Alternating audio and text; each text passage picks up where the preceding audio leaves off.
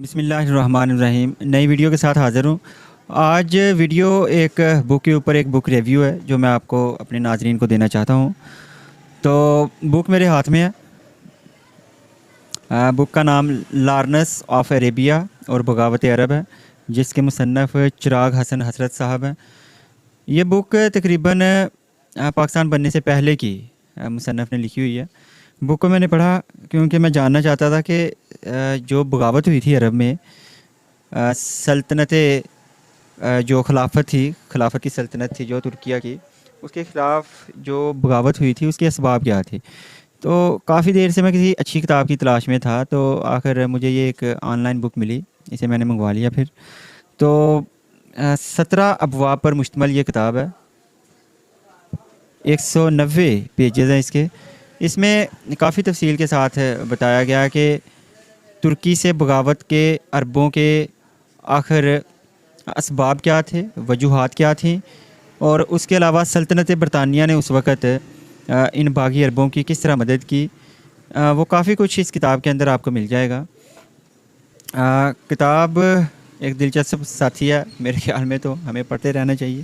کوشش کرتا ہوں میں کہ بکس لیتا بھی رہوں، خریدتا بھی رہوں، اور جو اس کا نالج ہے وہ اب کیونکہ یوٹیوب چینل آپ کے ساتھ اٹیچ بھی رہا کروں گا انشاءاللہ، اور بک ریویوز بھی آپ کو دیا کروں گا۔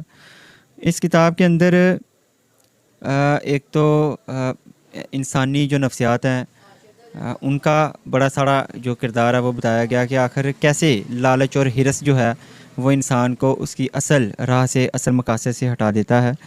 اس کے پہلے باب میں عرب و غرب، مشرق کی روحانی فتوحات، اور کچھ جو فتنہ تاتار تھا، تاتاریوں نے جو حملہ کر کے مسلمان سلطنت کو جو نقصان پہنچایا تھا، بغداد کی اینٹ سے اینٹ بجائی تھی، کچھ اس کا ذکر ہے۔ اس کے بعد جو شریف مکہ شریف حسین ہیں، ان کی جو ہے وہ ان کے بارے میں لکھا گیا، اور اس کے علاوہ ان کا ترکی کے ساتھ یا جو خلافت تھی اس وقت ان کے ساتھ کیسا تعلق تھا ان کے بارے میں لکھا گیا۔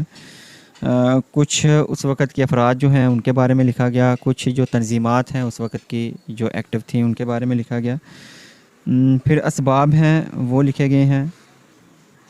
اس کے علاوہ پھر جب ایک باقاعدہ سازش شروع ہوئی تو ان سازشوں میں کس کا کیا کردار رہا، مکہ مکرمہ کس طرح جو ہے وہ فتح کیا گیا، پھر جو مدینہ ہے اس پر حملہ کس طرح کیا گیا، اور اس میں جو لارنس تھا جو کہ بظاہر ایک عرب کے روپ میں شریف مکہ کے ساتھ تھا، بلکہ پورے عرب کے اندر اس کا سٹارٹ اس طرح ہے کہ یہ اسکالرشپ پر اس وقت جو یورپ یا برطانیہ کی یونیورسٹیز تھیں ان کی طرف سے یہ آیا تھا آثار قدیمہ کی اسٹڈی کرنے عرب میں۔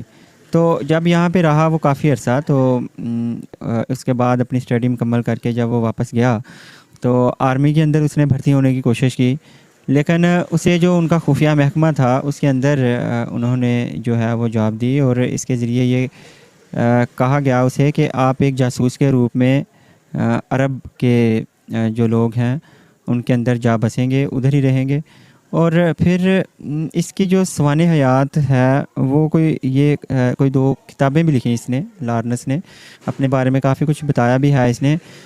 اس کے بارے میں پڑھتے ہوئے ایک بار انسان دنگ رہ جاتا ہے کہ کس طرح کی سازشیں تھیں، اور یہ کس قدر ایک ذہین بندہ تھا جس نے پورے عرب کا بے سر و سامانے کی حالت میں سفر کیا اور لوگوں کو ابھارا کہ ترکی کے خلاف وہ بغاوت کر دیں۔ مختلف قبائل کو اس نے ابھارا، حالانکہ عرب کے لوگ ناخوش بھی نہیں تھے اس وقت بک کے مطابق، لیکن پھر بھی اس نے عرب لوگوں کے اندر کیونکہ جذبہ حب الوطنی جو ہے اس کو ابھارا، کیونکہ وہ عربوں میں کافی زیادہ ہوتا ہے، جو اپنی زبان سے وہ بہت زیادہ پیار کرتے ہیں۔ تو انہی چیزوں کو لے کے اس نے جو ان کے کمزور پہلو تھے ان کے اوپر زور دیا، اور آخرکار ایک کامیاب بغاوت کا جو سلسلہ اس نے شروع کروا دیا۔ ترکی کے ہزاروں سپاہیوں کو انہوں نے مروایا اور بڑے گھیر گھار کر ان کو ختم بھی کیا۔ حالانکہ ترکی کے ساتھ اس وقت کچھ جرمن کی سپاہ بھی ہوتی تھی، لیکن ان کو بھی انہوں نے ایک بڑے لمبے اور جو تھکا دینے والی لڑائیاں ہیں اس کے بعد شکست دی تھی۔ تو میرا تو مشورہ آپ کو یہی ہے کہ کتابیں بھی پڑھا کریں، اس کے ساتھ یہ کتاب بھی پڑھیں، اور آپ یہ جانیں گے کہ سعودی عرب کیسے وجود میں آیا، جو عرب ریاستیں تھیں وہ کیسے وجود میں آئیں، خلافت سے ان کے علیحدہ ہونے کے اسباب کیا تھے۔ انشاءاللہ جلد ایک اور اچھی ویڈیو کے ساتھ حاضر ہونے کی کوشش کروں گا، تب تک مجھے اجازت دیجیے، اللہ حافظ۔